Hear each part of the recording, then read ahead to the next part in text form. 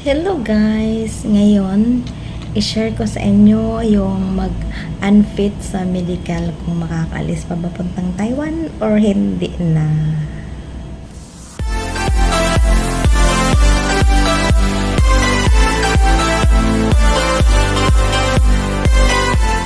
Hello guys! Ngayon pag-uusapan natin ang tungkol sa medical papuntang Taiwan. Yung unfit ka sa medical sa Pilipinas. Kung makakaalis ka ba o hindi.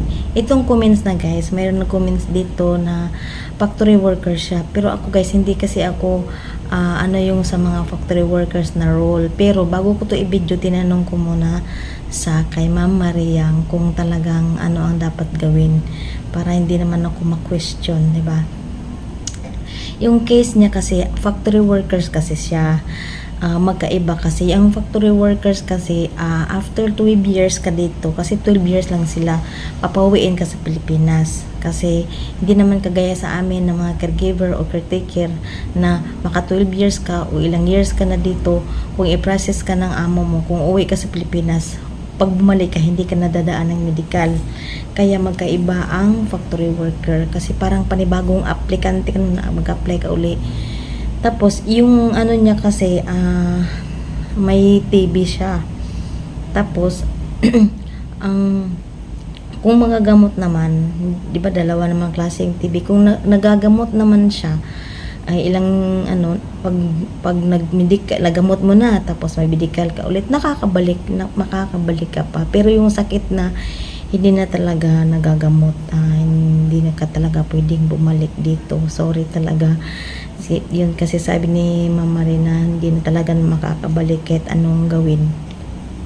Pero halimbawa nasa Taiwan ka na, tapos nakita yung ano mo na may problema, kung nagagamot naman, papagamot ka naman nila, hindi ka naman pinapauwi, lalo pag hindi naman nakakahawa na sakit. Pero kung nakakahawa talaga, ayan, hindi ko rin alam. Okay guys, kasi delikado talaga, papauwiin ka. Pero kung sa Pilipinas ka pa lang talaga na ganun na talaga, hindi ka na pwede. Mas mahigpit kasi ang factory worker kasi i-medical ka doon, mas mahigpit sa atin. Pag alis mo doon, medical ka.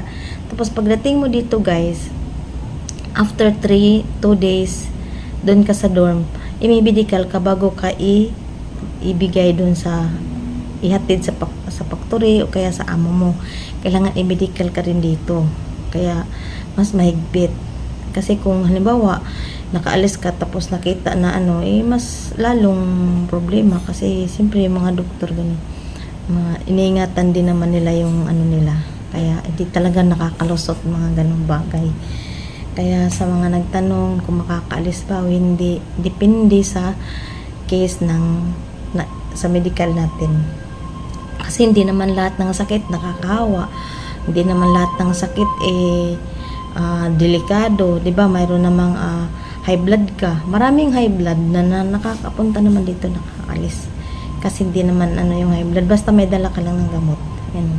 Tapos pag dito ka naman, may high blood ka, magpa-check up ka.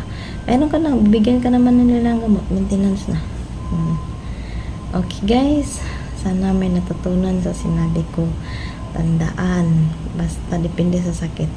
Kahit anong pilit mo, hindi na talaga pwede kasi andun ka na sa Pilipinas Pero kung halimbawa dito ka pa, tapos nung hindi ka umuwi, mali kasi siya dapat hindi na lang siya umuwi, kaya na medical sa ulit. Kasi kung dito ka na sa Taiwan na mas medical ka, mayroon ka ng TB, hindi ka naman papuwiin, papagamot ka pa rin. Ganun. Okay guys, sana may natutunan sa video na ito. Thanks for watching guys. Bye!